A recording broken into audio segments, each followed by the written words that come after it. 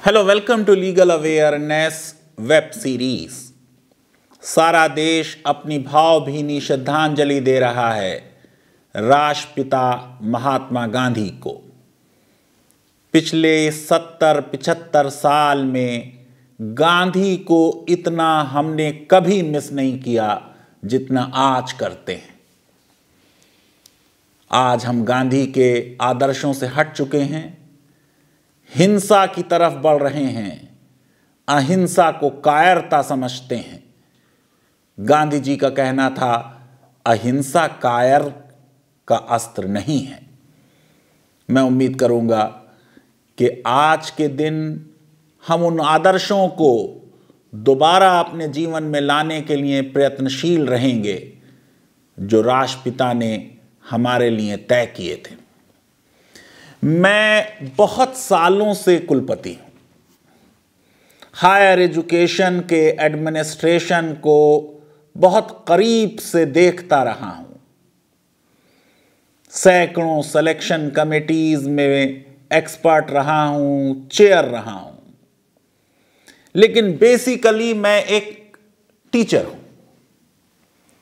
मैंने अपनी जो आइडेंटिटी है वो टीचर जैसी ही देखी है और टीचर जैसी ही देखना चाहता। उड़ीसा हाई कोर्ट के चीफ जस्टिस एस मुरलीधर और जस्टिस ए के महापात्रा के जजमेंट की बात होगी। विश्वविद्यालयों की ऑटोनॉमी के बारे में, विश्वविद्यालय में कुलपति के चुनाव और फैकल्टी मेंबर्स के अपॉइंटमेंट के बारे में। क्या यूनिवर्सिटीज के बजाय अब स्टेट के public service commissions faculty recruitment करेंगे? और अगर ये करेंगे तो इसका हायर एजुकेशन पर क्या असर होगा, इसके बारे में बात होगी। क्योंकि मैं उड़ीसा में रहा हूं, वहां के चीफ मिनिस्टर को पर्सनली जानता हूं। बहुत ही down to earth, sophisticated, well read, cultured और बहुत ही सिंपैथेटिक चीफ मिनिस्टर है। 5 बार मैं उनसे मिला, हर बार का एक्सपीरियंस आज तक याद है। उड़ीसा हाई कोर्ट के chief justice justice S Muralidhar को तो पूरे देश पे गर्व है। जब उनका रातों रात ट्रांसफर हुआ दिल्ली हाई कोर्ट से, दिल्ली दंगों के बारे में कुछ आदेश देने के बारे में, वो फेयरवेल आप देखिए, बहुत कम जजेस को इस तरीके का फेयरवेल मिलता है। बड़े साउंड जज हैं, बहुत हम्बल हैं, बहुत डाउन टू अर्थ हैं, लॉ पर बहुत अच्छी पकड़ है। उनके जजमेंट के बारे में बात करनी। उड़ीसा की सरकार के learned advocate general Ashok Parija ji Bar Council of India के चेयरमैन थे जिस समय मैं उड़ीसा में नेशनल लॉ यूनिवर्सिटी कटक का वाइस चांसलर था। मेरी एग्जीक्यूटिव काउंसिल के मेंबर थे।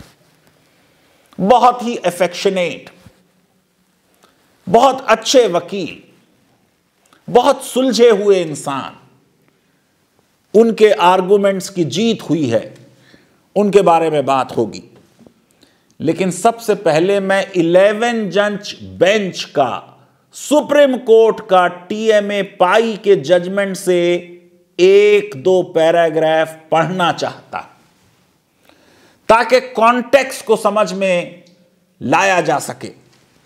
यूनिवर्सिटी ऑटोनॉमी के सिलसिले में चीफ जस्टिस कृपाल अपने जजमेंट में लिखते हैं, freedom of individual development is the basis of democracy.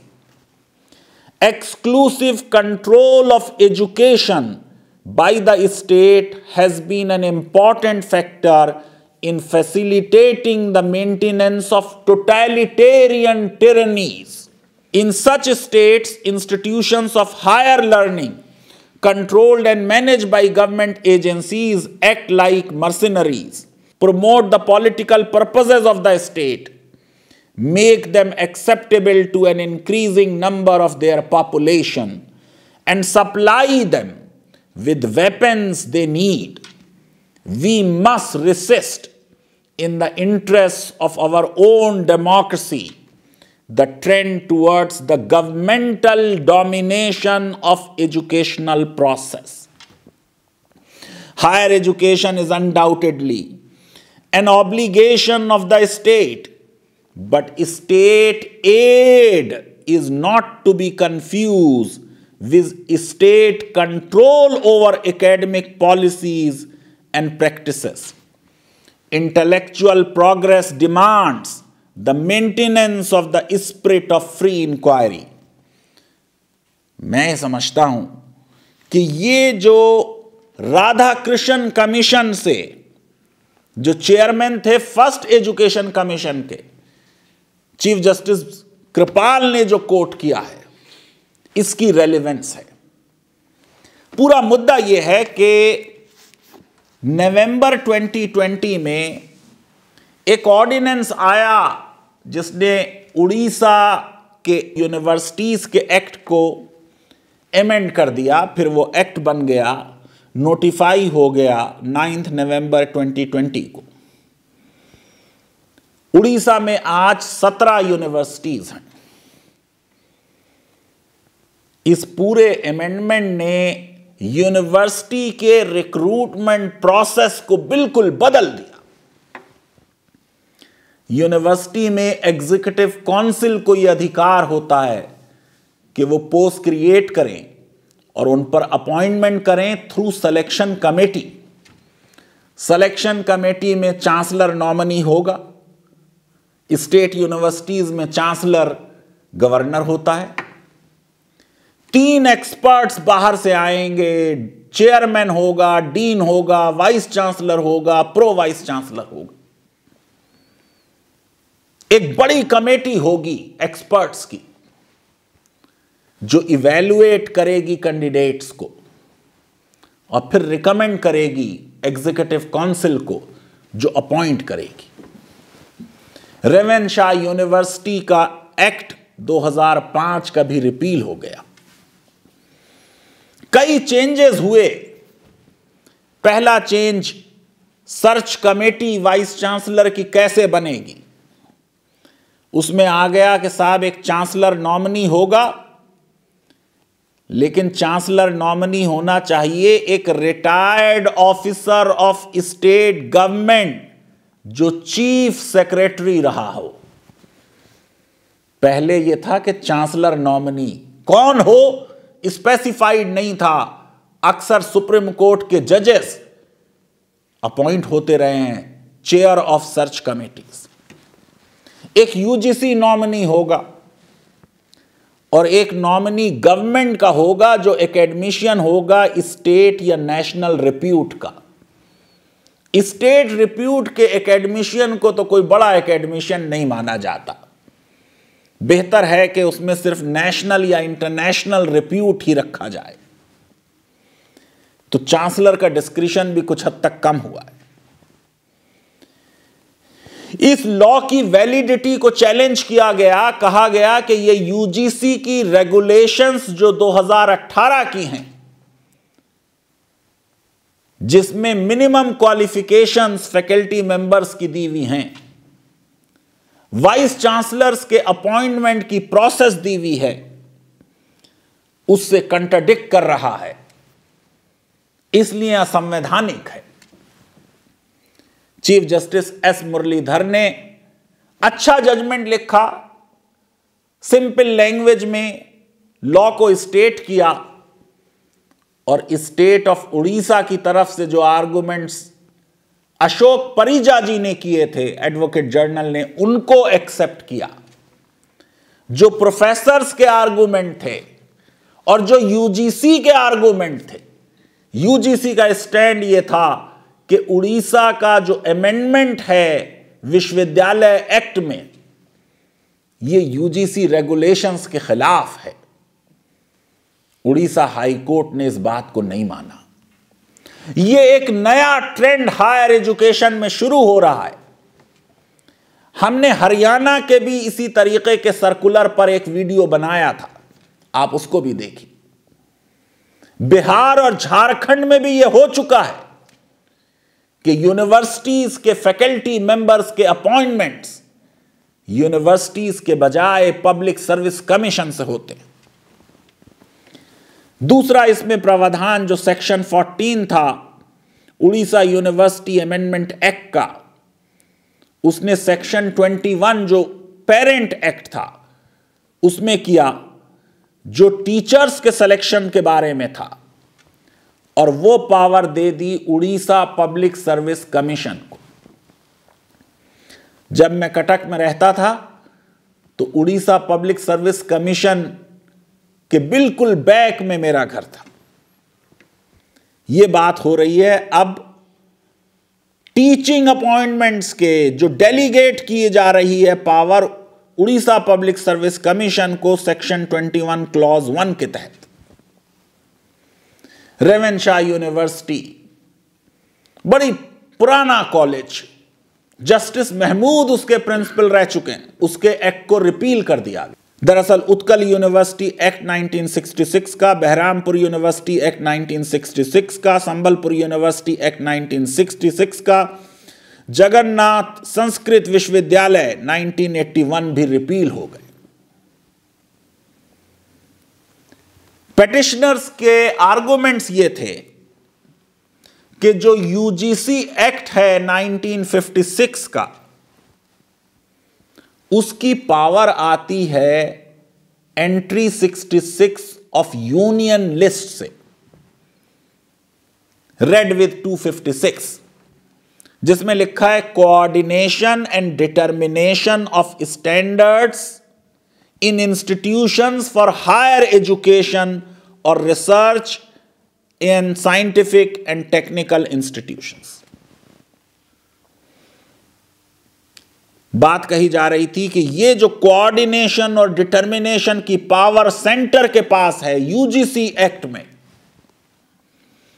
इस पावर के विरुद्ध चला गया है उड़ीसा यूनिवर्सिटीज का 2020 का अमेंडमेंट एक्ट। वो एक्ट पास हो रहा है एंट्री 25 ऑफ लिस्ट 3। आपको मालूम है कि एजुकेशन जो थी वो पहले स्टेट लिस्ट में थी और फिर 42nd कॉन्स्टिट्यूशनल अमेंडमेंट से वो लिस्ट 3 में आ गई, कॉन्करेंट लिस्ट में आ गई। तो सेंटर भी लॉ बना सकता है, स्टेट भी लॉ बना सकती।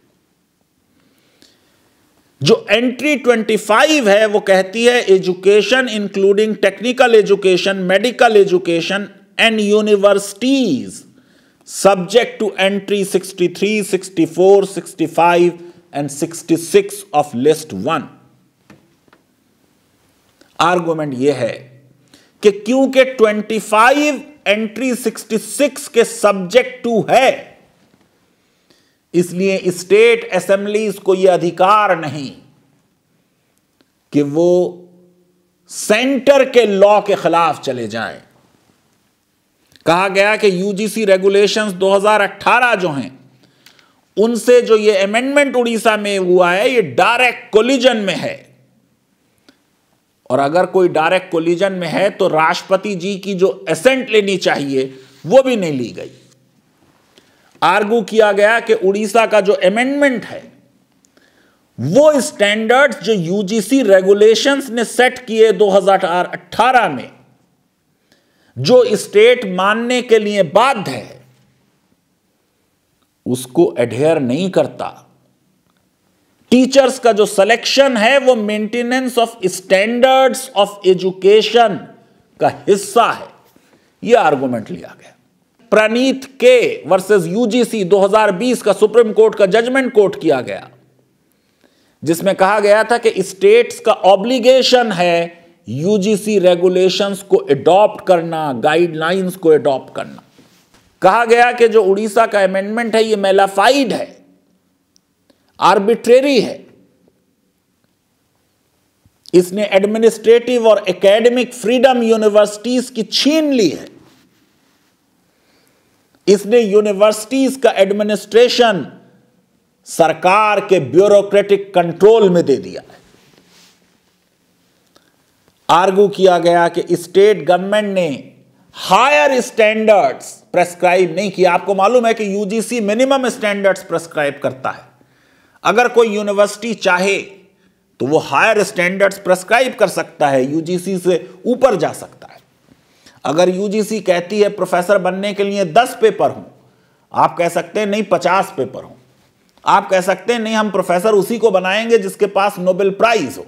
अगर आपके पास ऐसे कैंडिडेट हैं तो बहुत अच्छा। आर्गू हुआ कि सेक्शन 21 क्लॉज 2 जो इस अमेंडमेंट का है, यह पूरा discretion Orissa public service commission को देता है कि क्या वो एग्जाम करें या एग्जाम करें विद इंटरव्यू।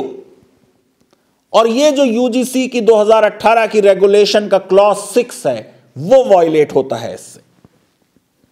आपको मालूम है यूजीसी रेगुलेशंस में एग्जाम का प्रावधान नहीं है, लेकिन कई यूनिवर्सिटीज हैं जिन्होंने रिटन टेस्ट का प्रावधान किया है और उनको यह हक है कि वो ऐसा प्रावधान करना चाहें तो करें। फिर बात की गई कि जो सेक्शन 21 क्लॉज 5 है इस अमेंडमेंट का, उसमें यह भी प्रावधान है कि अगर सेम सब्जेक्ट है और सेम रैंक है तो उड़ीसा पब्लिक सर्विस कमीशन एक कॉमन टेस्ट कर देगा।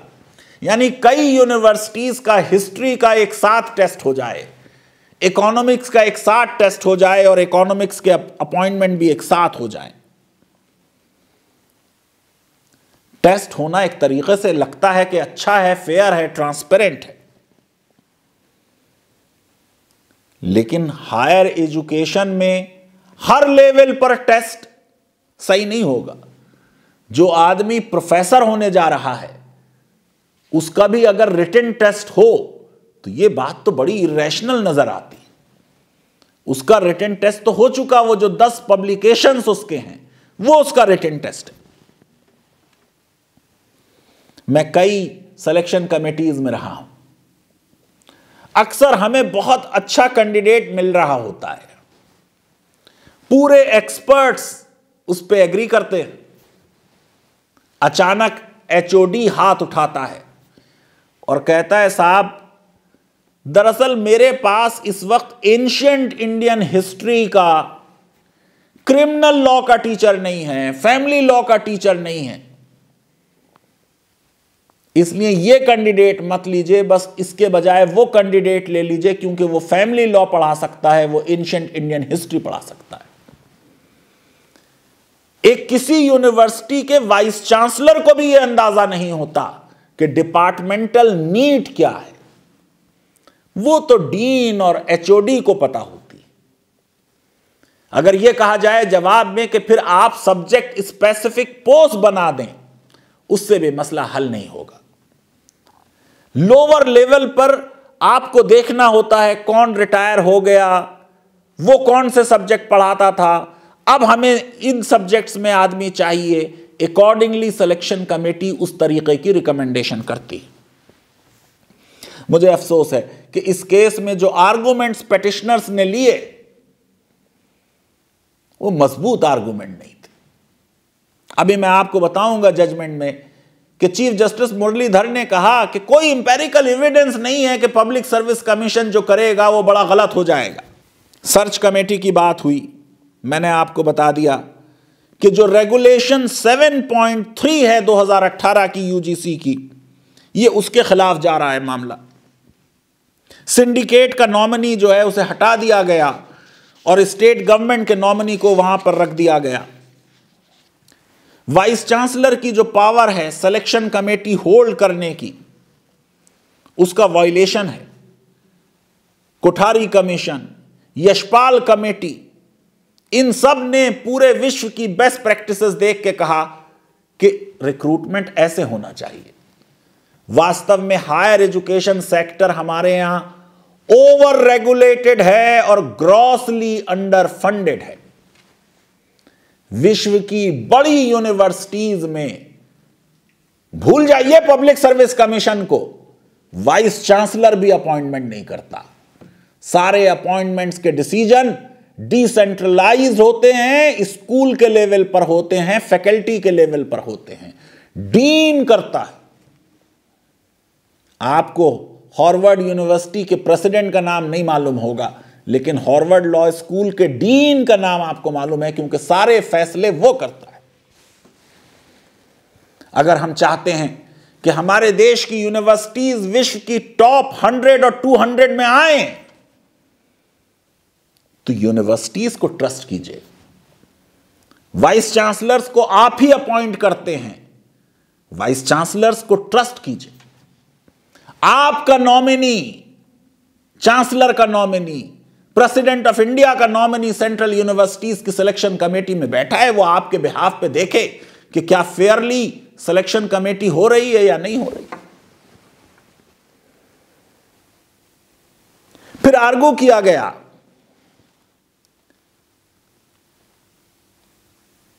कि स्टेट गवर्नमेंट ने अपने हाथों में पावर ले ली है कि कितने ऑफिसर्स होंगे, कौन से ऑफिसर्स होंगे, उनके क्या पे स्केल्स होंगे, क्या अलाउंसेस होंगे। ये पेटिशनर्स के आर्गुमेंट थे। यूजीसी ने भी आर्गू किया। यूजीसी ने कहा कि यूजीसी की रेगुलेशंस मैंडेटरी हैं, और यह बात क्लॉज 1.2 ऑफ यूजीसी रेगुलेशंस 2018 से बिल्कुल एक्सप्लिसिटली जाहिर है। यूजीसी ने आर्गू किया कि उड़ीसा का यह अमेंडमेंट यूजीसी गाइडलाइंस के विरुद्ध है। उन्होंने कहा कि यूजीसी रेगुलेशंस पार्लियामेंट के सामने रखी जाती हैं, पार्लियामेंट के पटल पर। जो ये अमेंडमेंट है, ये यूजीसी रेगुलेशन से इनकंसिस्टेंट है। अन्नामलाई यूनिवर्सिटी का 2009 का सुप्रीम कोर्ट का जजमेंट कोट किया गया, जिसमें सुप्रीम कोर्ट ने कहा था कि यूजीसी एक्ट के प्रोविजंस बाइंडिंग हैं सारी यूनिवर्सिटीज पर, चाहे वो स्टेट यूनिवर्सिटीज हों, उन पर भी बाइंडिंग है। जवाब में स्टेट गवर्नमेंट की तरफ से एडवोकेट जनरल अशोक परिजा जी ने आर्गू किया, और ये सारे आर्गुमेंट्स के लीगली बहुत साउंड जवाब दे दिए। उन्होंने कहा कि कोई वायलेशन नहीं हुआ यूजीसी एक्ट का, यूजीसी रेगुलेशंस का, और बड़ा फाइन एक कॉन्स्टिट्यूशनल आर्गुमेंट डेवलप किया। कहा कि रिक्रूटमेंट और कंडीशंस ऑफ सर्विस ये स्टेट असेंबलीज का ज्यूरिसडिक्शन है under entry 25 of list 3 read with article 309। Argue किया कि जब तक कोई लेजिस्लेचर ना हो सेंट्रल गवर्नमेंट की तरफ से, तब तक एंट्री नंबर 25 लिस्ट 3 की जो सबऑर्डिनेट लेजिस्लेशन बनेगा अंडर एंट्री 66, उससे गवर्न नहीं हो सकता। देखिए कितना फाइन सोफिस्टिकेटेड आर्गुमेंट आ रहा है।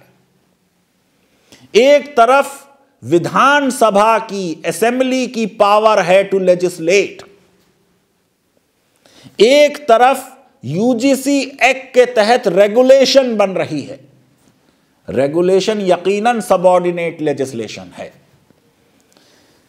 केंद्र का सबऑर्डिनेट लेजिस्लेशन स्टेट के एक्ट के ऊपर प्रिवेल नहीं कर सकता। यह आर्गुमेंट जस्टिस मुरलीधर ने एक्सेप्ट कर लिया, उसकी वजह से यह अमेंडमेंट अपहोल्ड हो गया।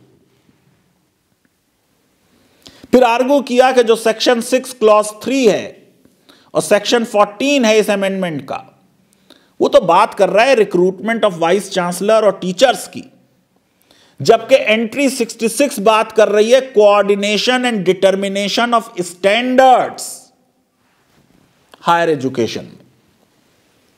इसका मतलब यह है कि सेंटर को यह राइट है यूजीसी को कि वो स्टैंडर्ड्स ले डाउन करे। मिनिमम स्टैंडर्ड्स क्या होंगे ये यूनियन बताएगी, लेकिन मिनिमम स्टैंडर्ड्स के अलावा जितनी पावर है वो सब की सब स्टेट्स की है under entry 25 of list 3। UGC regulation minimum standards बताती है, लेकिन सर्विस कंडीशंस और सिलेक्शन ऑफ वाइस चांसलर और टीचर्स ये उन मिनिमम स्टैंडर्ड से गवर्न नहीं होता। फिर आर्गू किया कि यूजीसी रेगुलेशन एडॉप्ट करे स्टेट तब लागू होगी, क्योंकि उसमें लिखा है कि स्टेट अमेंड करें अपनी स्टैट्यूट्स को। यूजीसी के जो रेगुलेशंस हैं वो डायरेक्टरी हैं स्टेट यूनिवर्सिटीज के लिए।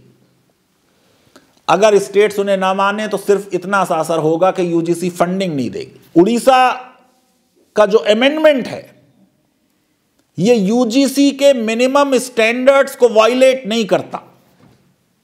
वाइस चांसलर के अपॉइंटमेंट में रेगुलेशन नंबर 7.3 को वायलेट नहीं करता यूजीसी की। वीसी की पोस्ट एडमिनिस्ट्रेटिव पोस्ट है, नॉन टीचिंग पोस्ट है। कल्याणी मतिवनन का केस कोट किया गया, आपको मालूम है उसमें भी ये बात आ चुकी है कि यूजीसी रेगुलेशंस अगर स्टेट्स ने अडॉप्ट नहीं की तो उनके ऊपर लागू नहीं है। यहां पे एक एसोसिएट प्रोफेसर को वाइस चांसलर बना दिया गया था। फिर आर्गू किया कि सेक्शन 6 क्लॉज 1 जो उड़ीसा के अमेंडमेंट का है ये तो ज्यादा बेहतर है। यहां तो कहा गया कि वीसी के अपॉइंटमेंट में सर्च कमेटी की रिकमेंडेशन यूनानिमस हो, जो यूजीसी रेगुलेशन में नहीं है। जाहिर है कि इशू सबसे बड़ा यह था कि यूजीसी रेगुलेशंस की नेचर क्या है। चीफ जस्टिस मुरलीधर ने कहा कि ये जो यूजीसी रेगुलेशंस हैं ये एंट्री 66 के तहत हैं, लेकिन रेगुलेशंस जो यूजीसी बनाएगी वो स्टेट के एक्ट पर प्रिवेल नहीं कर सकती, क्योंकि वो एंट्री 25 और 309 के साथ स्टेट का ज्यूरिसडिक्शन है। यूजीसी की रेगुलेशंस मैंडेटरी नहीं है। सबऑर्डिनेट लेजिस्लेशन जाहिर है कि स्टेट की जो लेजिस्लेटिव पावर है उसके ऊपर प्रिवेल नहीं कर सकता। पैराग्राफ 38 में जजमेंट के लिखा कि यूजीसी ने मिनिमम क्वालिफिकेशंस ले डाउन की हैं, लेकिन सर्विस कंडीशंस और मेथड और process of selection vice chancellor का और टीचर्स का यह कवर्ड नहीं है यूजीसी रेगुलेशन में। मॉडर्न डेंटल कॉलेज का जजमेंट कोट किया और कहा कि ये जो अमेंडमेंट है उड़ीसा का ये रिपग्नेंट नहीं है यूजीसी रेगुलेशंस को। पैराग्राफ 56 में कहा कि यूजीसी रेगुलेशंस डाइल्यूट नहीं करता है उड़ीसा का अमेंडमेंट। और फिर पैराग्राफ 60 में कहा कि उड़ीसा पब्लिक सर्विस कमीशन अच्छा काम नहीं करेगा। इसके बारे में कोई इंपेरिकल डेटा नहीं दिया है पिटिशनर्स ने। कुछ शक है, कुछ एप्रीहेंशन है। जस्टिस मुरलीधर ने कहा at this stage it is not possible for the court on the basis of material placed before it to come to the conclusion that these changes will not improve the academics. Argument था कि ये जो amendment है ये manifest arbitrariness से hit हो रहा है।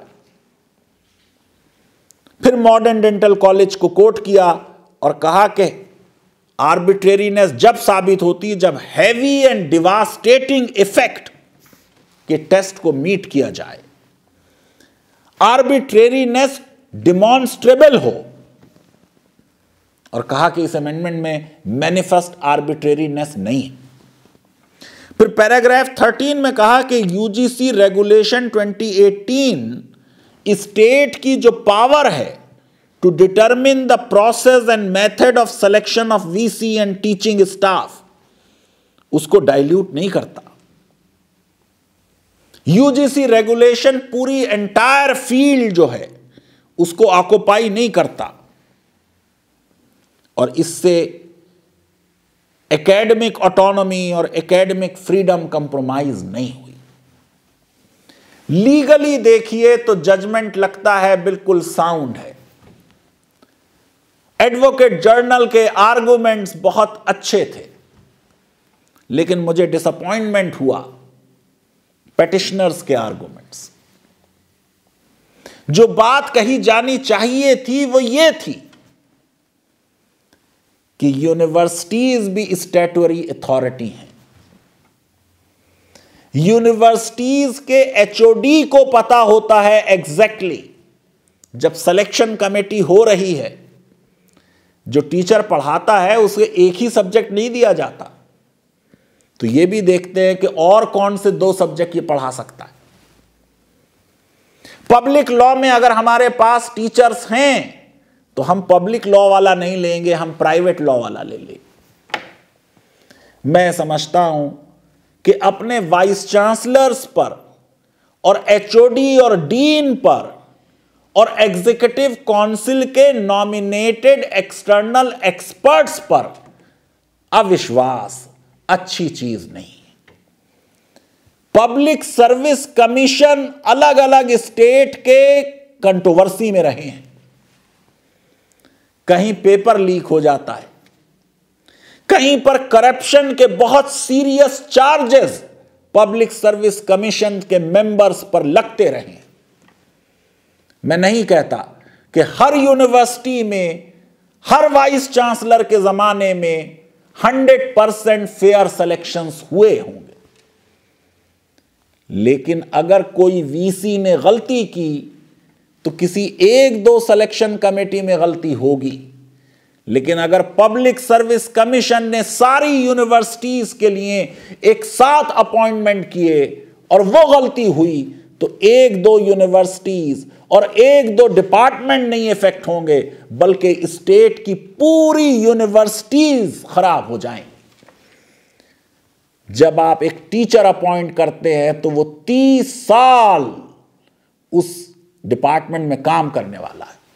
कल वो एचओडी और डीन होने वाला है, परसों वो वाइस चांसलर होने वाला है, कई जनरेशन्स को ट्रेन करने वाला है।